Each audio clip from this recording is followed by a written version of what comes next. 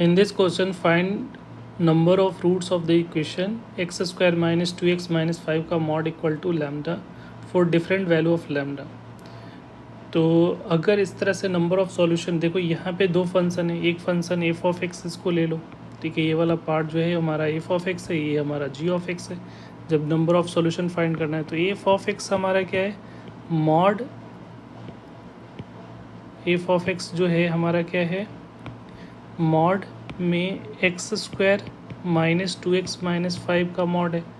और दूसरा जो फंक्शन जी ऑफ एक्स लोगे वो लैम्डा। लैम्डा कैसा है, कांस्टेंट फंक्शन है। ये कैसा है, कांस्टेंट, क्योंकि लैम्डा की वैल्यू कांस्टेंट है, तो ये कांस्टेंट फंक्शन है, ठीक है। और ये क्वाड्रेटिक है बट इसमें मॉडुलस लगा हुआ है। तो पहले तो दोनों का सेम फ्रेम पे ग्राफ ड्रॉ करके पॉसिबल सॉल्यूशन फाइंड करने की कोशिश करेंगे लैम्डा के डिफरेंट वैल्यू के लिए, राइट। तो यहाँ पे अगर हम लोग देखते हैं तो इस पहले इसका ग्राफ ड्रॉ करना पड़ेगा। तो इसका डी जो आ रहा है वो कितना आ जाएगा, 4, और यहाँ पे plus B square minus 4ab करो, 4ac करोगे तो ये 20, तो ये 24 आ रहा है। तो यहाँ वर्टेक्स जो इसका होता है वो क्या होता है, माइनस b/2a और माइनस d/4a होता है। तो a की वैल्यू तो 1 दिख रहा है, तो इसका जो वर्टेक्स होगा b/a, तो b कितना है, -2 है, तो माइनस माइनस प्लस 2 इंटू 2, तो ये हो गया 1, और वर्टेक्स जो हो गया 24/6, तो ये हो जाएगा -6। तो पैराबोला कुछ इस टाइप से बनेगा, और इसका वर्टेक्स जो है वो ये वर्टेक्स जो है वो 1, -6 होगा। बट इसमें एक कंडीशन है कि मॉड लगा हुआ है। तो मॉड जब भी लगा होता है तो ये जो पॉइंट है, ये जो कर्व है, इसका जो नीचे वाला पोर्शन है वो हट जाएगा, ये वाला हट जाएगा, और मॉडुलस का ग्राफ जो होगा कुछ ये ग्राफ का इसका रिफ्लेक्शन हमारा आ जाएगा यहाँ पे एक्स एक्सिस के अबाउट। तो ये ग्राफ जो है कुछ इस टाइप से दिखेगा हम लोग को, राइट। ये ग्राफ है, और ये पॉइंट जो होगा इसका कोऑर्डिनेट क्या हो जाएगा, 1,6 हो जाएगा। अब ये वाला पोर्शन चाहो तो डिलीट कर सकते हो, ये वाला हटा दो, ये वाला पोर्शन आप हटा सकते हैं इस तरह से, ठीक है। अब यहाँ पे जो है नंबर ऑफ लैम्डा का डिफरेंट वैल्यू, तो पहला केस लैम्डा की वैल्यू क्या होगी, तो लैम्डा की वैल्यू अगर 6 से बड़ी होती है, ठीक है, if lambda is greater than 6, तो लैम्डा कांस्टेंट है, तो कांस्टेंट फंक्शन का y इक्वल टू कांस्टेंट होगा, तो इसका ग्राफ ऐसा होगा, y इक्वल टू लैम्डा। तो 6 से अगर बड़ी होती है तो ये दो डिफरेंट पॉइंट पे कट करेगा, ये पॉइंट और एक पॉइंट।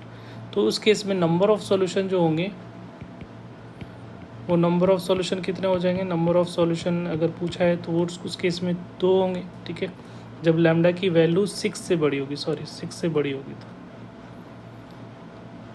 राइट। दूसरा case if lambda equal to अगर 6 होगा तो नंबर ऑफ सॉल्यूशन कितने हो जाएंगे, तो नंबर ऑफ सॉल्यूशन जो होगा अगर लैम्डा इज इक्वल टू 6 होगा तो ये जो लाइन है वो इसके वर्टेक्स से पास करेगा, ऐसा इसके वर्टेक्स से पास करेगा, ठीक है। तो y is equal to lambda की वैल्यू अगर 6 हो गया तो ये लैम्डा की वैल्यू ग्रेटर देन किसके लिए, 6 के लिए ग्राफ है।